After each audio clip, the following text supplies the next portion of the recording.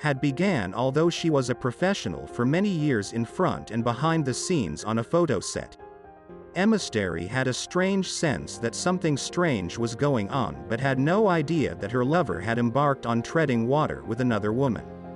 Emissary also felt a deeper admiration from Queel and was flabbergasted. She recalled that she felt herself blushing on the set this morning. Queel, a younger man, was entering her professional life, but there was a personal connection.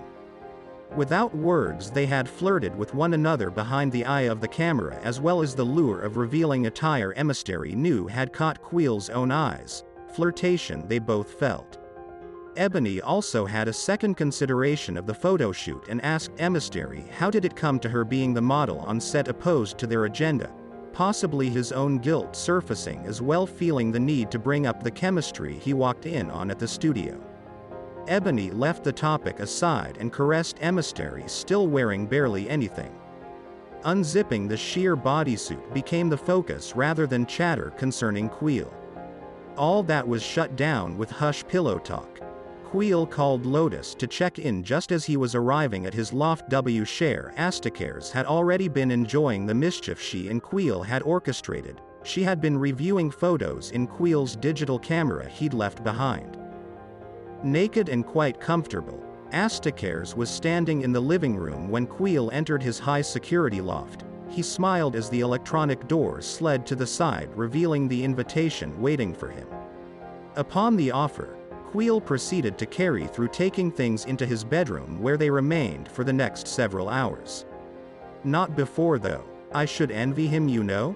Heading away on a private, all expenses paid gig with you along with the rewards perks, pre-qualified from what I could tell. Huh, Astacares, remarked Queel in a quiet, almost whisper as he ran his finger and hand up Astacares' stomach and across her breast as they lay on the bed. Astacares replied, all of your arrangement to get in bed with a fortune. I feel like I've been cast in your Macbeth scandal, just awaiting some devious end to come too early, but I was already seduced by your craftiness, Queel. Quite an insider pair of hands you have. Astacares smiled and continued the conversation with a question. How about you? I'm sure you have some plans for Emissary.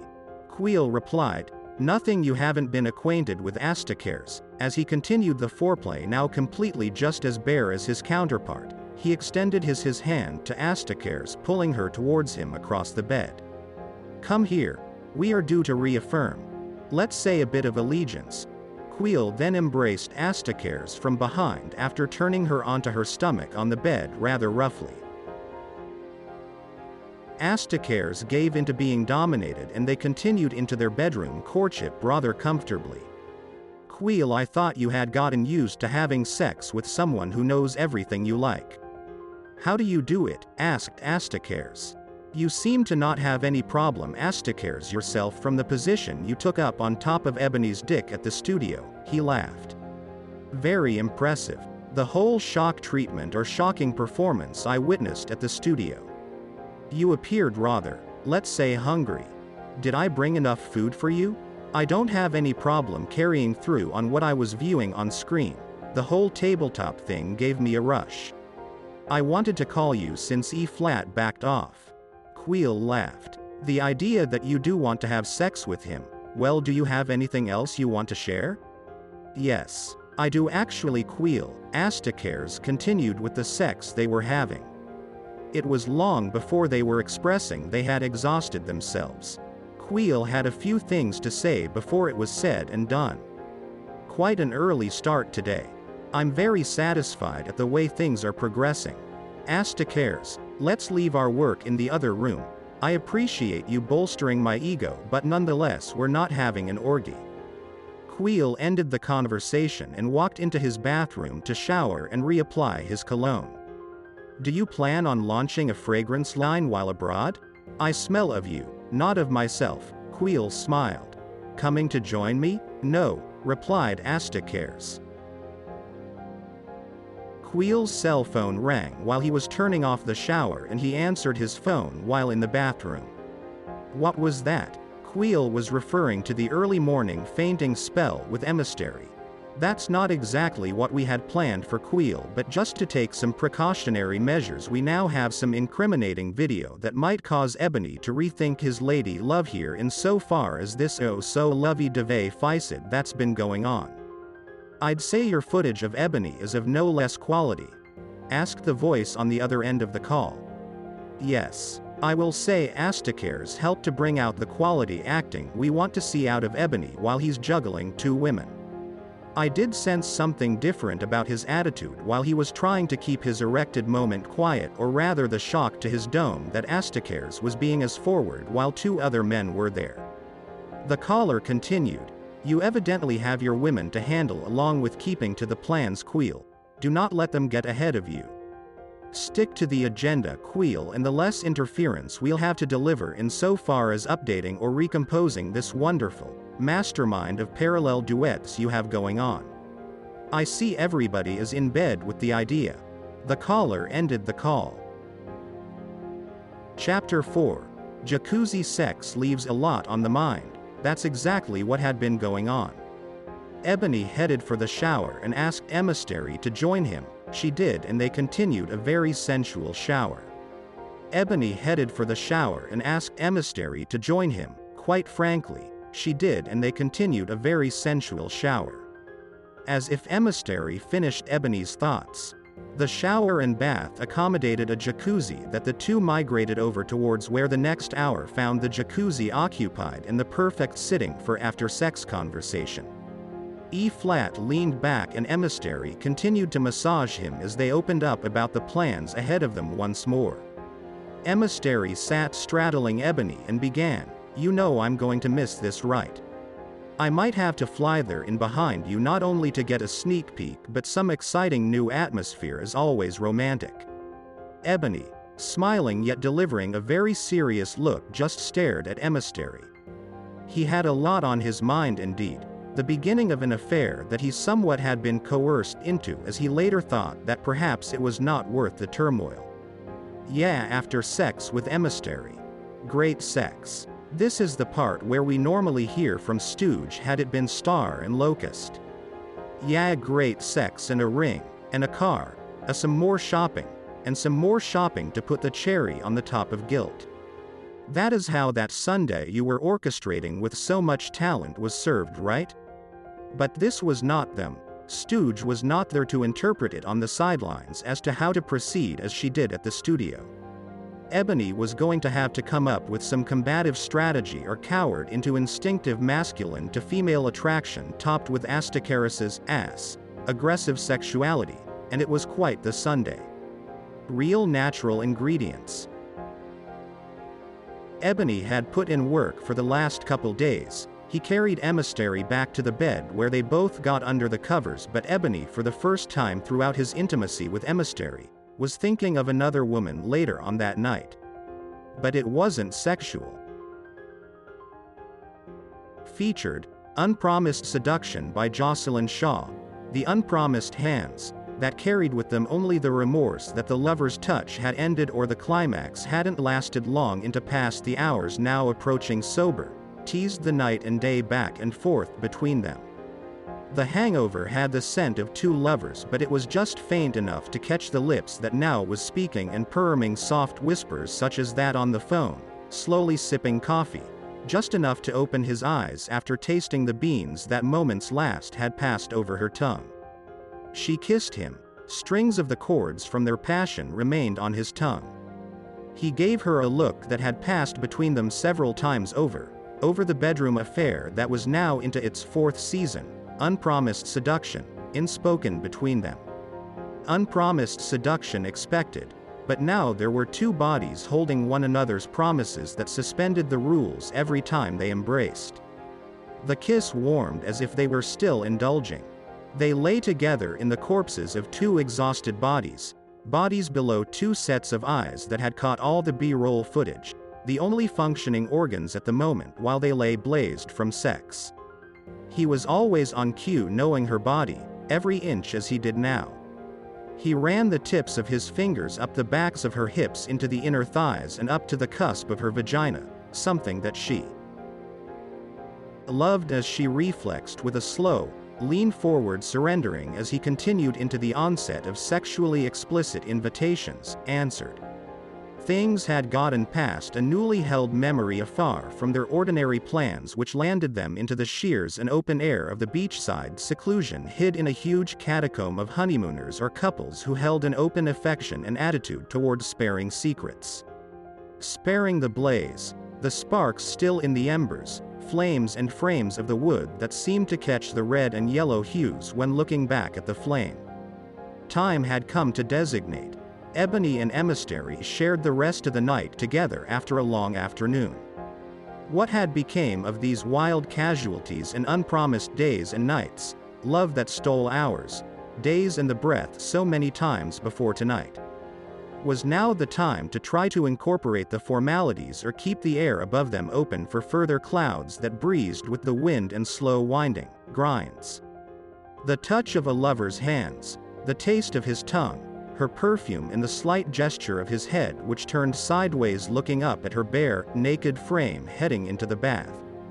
Eyes followed by his body accepting all that was beckoning him to follow her occupation into the waters, deep ripples and a still, slow motion touching of her finger nesting his breast disappearing down his frame into the waters.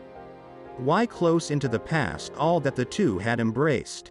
Into hours diminished by thoughts unsure of the hands, guilty hands of pleasure. Pleasure cared only to be selfishly a friend of lust and of coarse sex. If you never get to see beyond forever, know that what you forgot to see was all the love in sight, more than two hearts could share, more than the stare in each other's eyes, to know that someone would be there, if you closed your eyes and the reason you opened them was, because in the darkness that someone was there.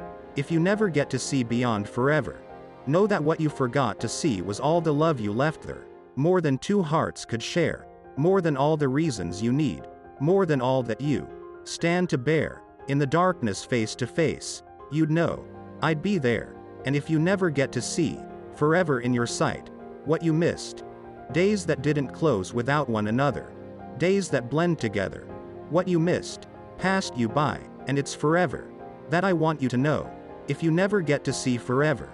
Know that what you forgot to see was all the love in sight, amour. Love caught you cheating yourself. You was hiding from love. You can't amour. You told yourself, love, when I walked in the door, waiting to love you, waiting my turn. You can't hide from yourself anymore. Amour. I was there. Now you call on amour. Love don't care. Love me when I walk in the door. Now you tell yourself. Now you call on amour. Not to cheat you. You're not a cheater anymore. You say amour. Love you again. Once more. Love me.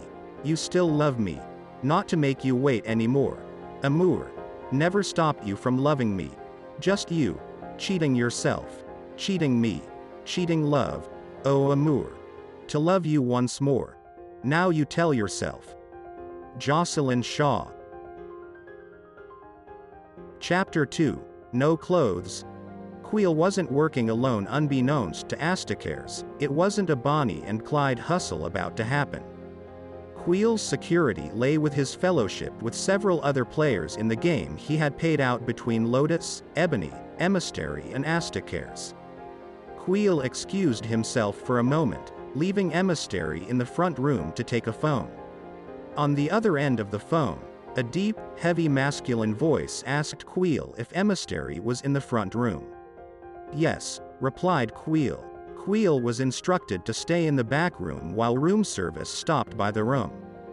Queel was also asked if he was planning to set the next stage into motion, sleeping with Emissary in the near future, or did they have to wait much longer at launching the conflict targeted towards Ebony.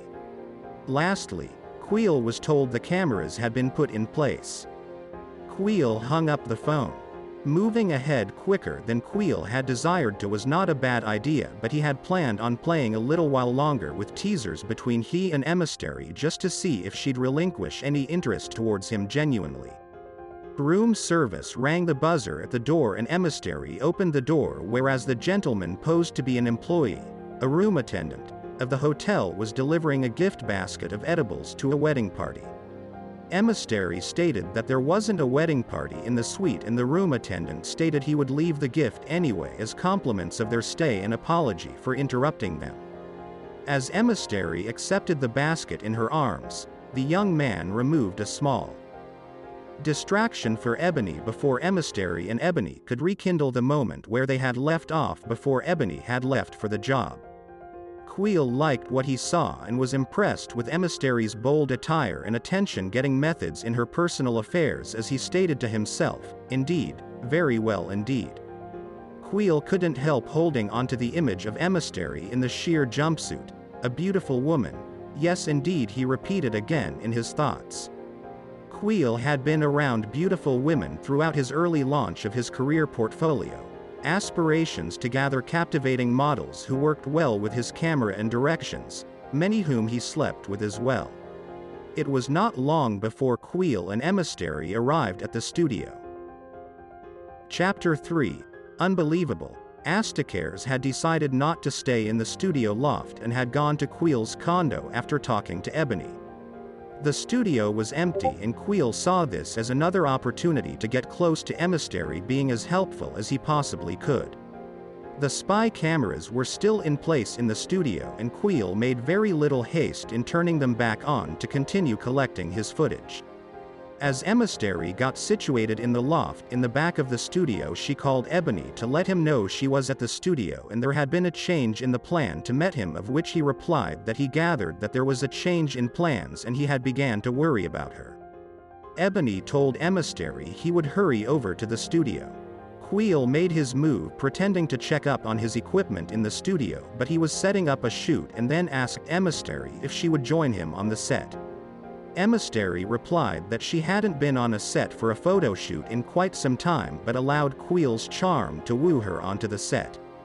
"Queel, would you feel comfortable in just the sheer jumpsuit you're wearing under your overcoat?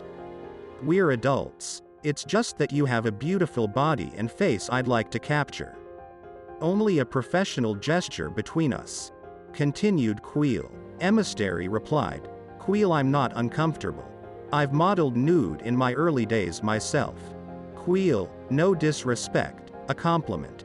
Emissary removed her overcoat wrap and Queel began snapping photos. It was only a short while into the photo shoot by the time they began before Ebony was coming through the door. He too was impressed and liked what Emissary was wearing. "Are we considering getting back in front of the camera? Does Lotus and Queel have more to handle?" commented Ebony as he smiled and walked closer to the set. More to handle is exactly what Queel had been calculating through the lens as he continued his secret life in the paparazzi photo and video side hustle. Ebony was very liberal and did not give a thought as most men of it being disrespectful. After all, the woman he had been laying with was standing in front of the camera wearing a sheer jumpsuit with nothing underneath. After all, it was for him was his thoughts and he was right. Ebony asked to see the digital photos in the camera that Queel had been snapping to put in the lightbox. The three appeared to have felt very comfortable amongst one another. Soon the three became one as Ebony and Emissary went into the loft behind the studio and told him they'd catch up with him after they settled in for the day. Queel contacted Lotus to tell him of the plans, then headed to meet Astakares at his condo. Astakares was eager to find out more about Emissary, who was to be the other woman in her life who Ebony would be in constant contact with during their campaign. Astakares did not have reservation at being satisfied by Ebony and Queel, as she very well intended to continue being Queel's cohort as well as his sexual partner through their hustle and double life in the studio. Star, Ebony, Emissary. Character profiles. Couple 1. Ebony, the model. Emissary, the photographer. Couple 2. Star, the actress. Emissary's client. Stooge, Star's alter ego. Lotus, Star's lover. Business manager, Ebony's manager. Queel, photographer. Queel has been introduced as Lotus' partner at the studio owned by Emissary, who's had her share in the limelight not only as a former part-time model, a manager, Star's acting career co-manager with Lotus, but also loved the art of photography and helping upcoming photographers through an intern program so much she invested in owning a loft studio that Lotus managed along with setting up jobs for Ebony. Queel was in quite the insider position and had gotten briefed well on Ebony and Emissary while coming on board with Lotus. If you recall, Lotus is quite a businessman, Ebony's friend, and he also co-managed Ebony's career. The friendly circle had advanced them all in their careers with so much in common. Queel had come in, a younger photographer with very high aspirations.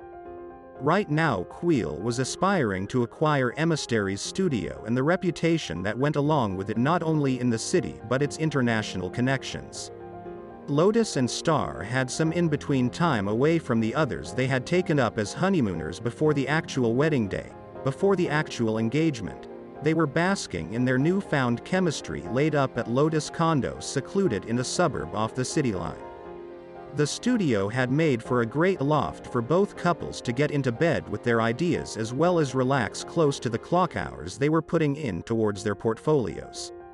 Sparkle and Fame Denim was a huge contract that all were in on, somewhat of a family affair, for lack of better words. Lotus had made it home not too long before Queel was calling that morning to follow up with Lotus that Emissary had made it in from her flight. Lotus congratulated Queel, telling him that he was going to be a great partner in the deal going down with Sparkle and Fame Denim if he played his cards right. Ironically, Queel had set his hand of cards into motion already. Lotus told Queel that the last day at the shoot went well and he would be discussing contract details with them all over the next week towards plans to take things abroad.